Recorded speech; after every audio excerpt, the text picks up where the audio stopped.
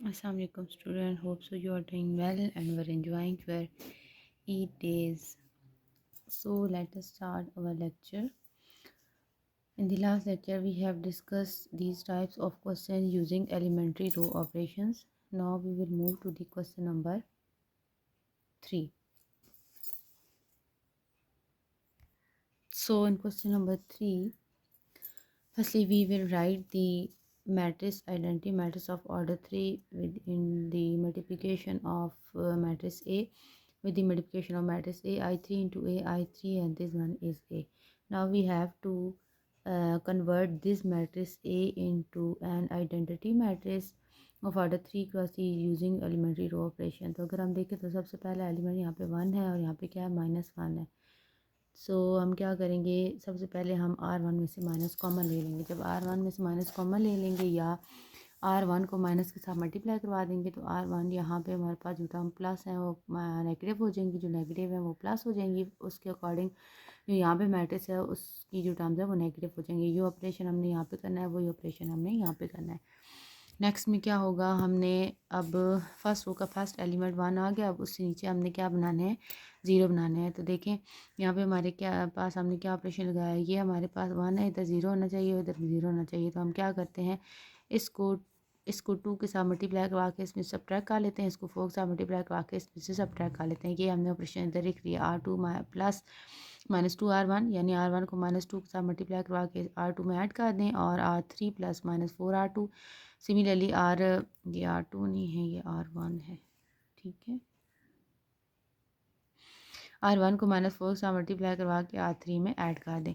तो जब हमने ये ऑपरेशन लगाया तो यहाँ पे हो गया हमारे पास 1 0 0. उसके करस्पॉन्डिंग जो चेंज आएगी इस मैट्रिक्स में आएगी. अब हमारे पास पहली रो बन गई. अब हमने सेकंड रो का सेकंड एलिमेंट 1 बनाना है. तो देखें इधर हमारे पास मौजूद है -5.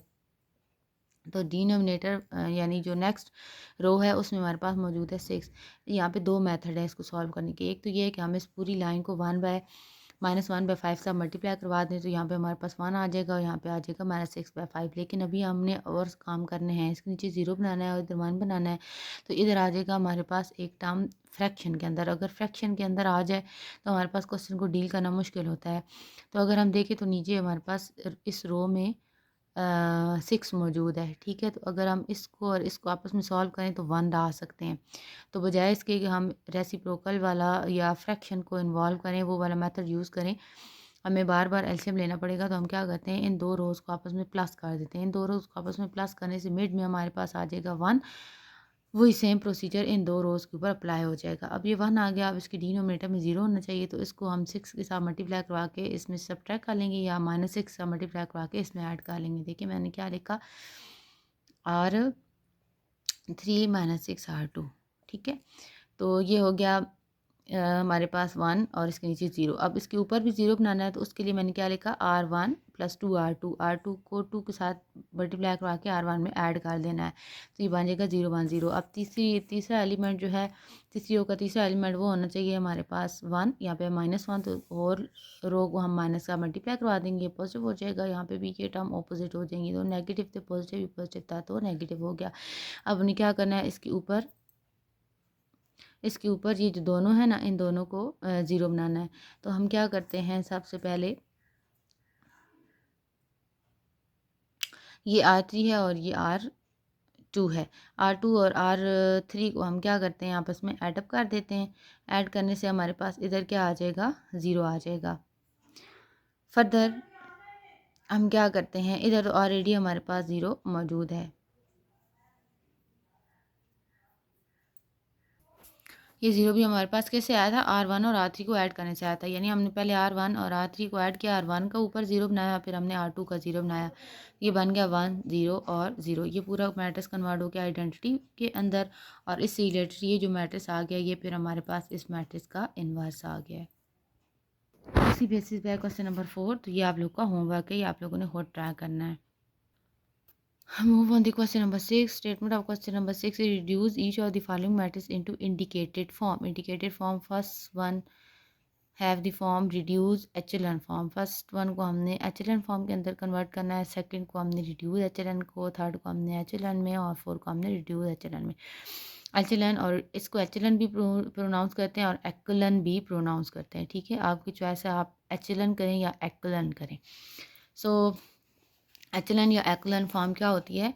These both form are related to the identity matrix, ठीक है। जिस ऑर्डर का हो उसी ऑर्डर से रिलेट करते हैं। तो क्या होता है हमारे पास रिड्यूस एचलन या एचलन फॉर्म के अंदर? अगर हमारे पास, पहले हम एचलन फॉर्म देख लेते हैं। एचलन फॉर्म ये होती है कि पहली रो का पहला एलिमेंट 1 बनाए, उसके नीचे सारे ज़ीरो। दूसरी रो का दूसरा एलिमेंट 1, उसके नीचे ज़ीरो। तीसरी रो का तीसरा एलिमेंट 1, उसके नीचे ज़ीरो, ठीक है। और उसके आगे अगर रोज़ मौजूद हैं तो उससे हमारा कोई लेना देना नहीं होता, यानी हमने डायगनल को कंसिडर करना होता है, ठीक है।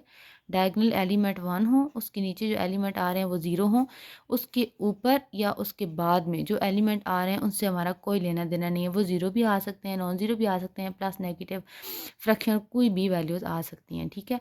उनसे हमारा कोई लेना देना नहीं है। हमने बस ये देखना है, पहली रो का पहला एलिमेंट 1, उसके नीचे ज़ीरो। दूसरी रो का दूसरा एलिमेंट 1, उसके नीचे ज़ीरो। तीसरी रो का तीसरा एलिमेंट 1। लेकिन रिड्यूस एचलन फॉर्म जो होती है वो इससे एक स्टेप आगे होती है।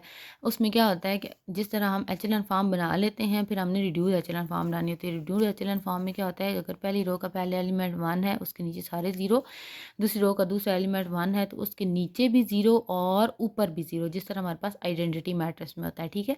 इस तरह तीसरी रो का तीसरा एलिमेंट 1 है तो उसके ऊपर सारे ज़ीरो, उसके नीचे कोई एलिमेंट मौजूद नहीं है, क्योंकि अगर 3x3 डिटर्मिनेंट की या मैट्रिक्स की हम बात कर रहे हैं तो तीसरी रो का तीसरा एलिमेंट 1 और उसके ऊपर सारे ज़ीरो। लेकिन अगर चौथी रो आ जाए तो उससे हमारा कोई लेना देना नहीं है उस वक्त तक, जब तक हमारे पास 4x4 का मैट्रिक्स ना आ जाए।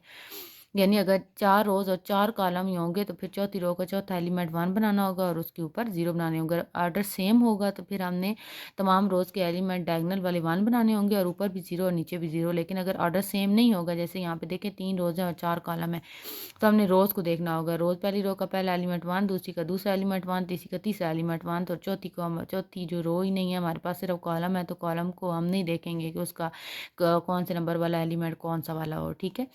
तो स्टार्ट करते हैं अपने इस क्वेश्चन से। क्वेश्चन नंबर 3 से स्टार्ट करते हैं, क्योंकि इसमें पहले एचलन फॉर्म है। क्वेश्चन स्टार्ट करते हैं एचलन फॉर्म में। क्या है हमारे पास, पहली रो का पहला एलिमेंट 1, उसके नीचे 2 ज़ीरो बनाने हैं। अगली रो का अगला एलिमेंट और उसके नीचे 0, ये फॉर्म बनानी है एचलन फॉर्म के लिए। तो पहली रो का पहला एलिमेंट 1 है, उसको यूज़ करके अगले 2 ज़ीरो बना रहे हैं। तो वो ये एलिमेंट्री रो ऑपरेशन लगाना है जो अभी तक हम लगाते आए हैं। इसको 2 के साथ मल्टीप्लाई करा के इसमें सब्ट्रैक्ट कर लेंगे। अगेन इसको 3 के साथ मल्टीप्लाई करा के इसमें से सब्ट्रैक्ट कर लेंगे। साथ हम लिख लेंगे हमने ये ऑपरेशन किए हैं, ठीक है। देखिए यहाँ पे जब हमने ये R2 -2R1 और R3 -3R1 जब हमने किया, प्लस -3R1 जब हमने किया है, तो ये दोनों हमारे पास 0 बन गया। ये तो हमारा जो स्टैंडर्ड फॉर्म है उसके अकॉर्डिंग आ गया है 1 0 0। यहाँ पे सेकंड रो का सेकंड एलिमेंट 1 होना चाहिए था, जबकि यहाँ पे क्या आ गया, 0 आ गया है। तो देखें, अगर सेकंड रो का सेकंड एलिमेंट हमारे पास 0 आ जाए तो फिर हमने क्या करना है, जो 0 है उसको हम 1 नहीं बना सकते, ठीक है। तो 0 को जब हम 1 नहीं बना सकते तो फिर हम क्या करेंगे, फिर हम सेकेंड रो की जगह थर्ड रो पे चले जाए, थर्ड कॉलम पे चले जाएंगे। यानी सेकेंड रो का थर्ड एलिमेंट, अगर सेकेंड 0 आ गया तो फिर 0 को हम 1 नहीं बनाएंगे, उसको ऐसे ही कंसिडर करेंगे, उससे अगले एलिमेंट पे चले जाएंगे। अब उससे अगले वाला एलिमेंट 1 होना चाहिए और उसके नीचे 0। तो देखें ये 3 है, अगर इसको 1 बनाना चाहें तो हम पूरी रो को 3 पे डिवाइड कर देंगे। लेकिन अगर अभी हमने फर्दर अगर क्वेश्चन सॉल्व करना है तो हमारे पास फ्रैक्शन इन्वॉल्व हो जाएगी और एलसीएम इन्वॉल्व हो जाएगा। इसलिए हम क्या करते हैं कोई और मेथड लगाते हैं और इसको 1 बनाते हैं। तो हमने क्या किया है, ये देखें R3 -2R2, R2 को 2 के साथ मल्टीप्लाई करवाया, ये 6 बन गया, उसको R3 में से सब्ट्रैक्ट कर लिया, ठीक है। इसको -2 के साथ मल्टीप्लाई करवा के इसमें ऐड कर लिया, या 2 के साथ मल्टीप्लाई करवा के इसमें सब्ट्रैक्ट कर लिया। तो देखिए हमारे पास चेंजिंग आ गई किस रो के अंदर, R3 के अंदर 0 0 -1 0 और 6। R2 को हमने -2 के साथ मल्टीप्लाई किया, R3 में से सब्ट्रैक्ट कर दिया या ऐड कर दिया। तो ये बन गया हमारे पास -1 0 और 2। अब ये -1 आ गया ना, अब हमने क्या करना है, हमें इस जगह पे 1 चाहिए, तो हम इस रो को और इस रो को आपस में इंटरचेंज करेंगे। इंटरचेंज करने के बाद ऊपर चला गया, 1 होना चाहिए, तो यहाँ पे -1 है, माइनस कॉमन ले लेंगे या उस पूरी रो को माइनस का मल्टीप्लाई करवा देंगे। तो इधर आ गया 1। अब ये देखें ये वाला 1 आ गया, इसके नीचे क्या आना चाहिए, हमारे पास 0 आना चाहिए। तो इसको 3 के साथ मल्टीप्लाई करवा के इसमें सब्ट्रैक्ट करेंगे, ये 0 आ जाएगा। अब हमारे पास तीसरी रो का तीसरा एलिमेंट 1 होना चाहिए था, लेकिन ये क्या आ गया है, 0 आ गया है।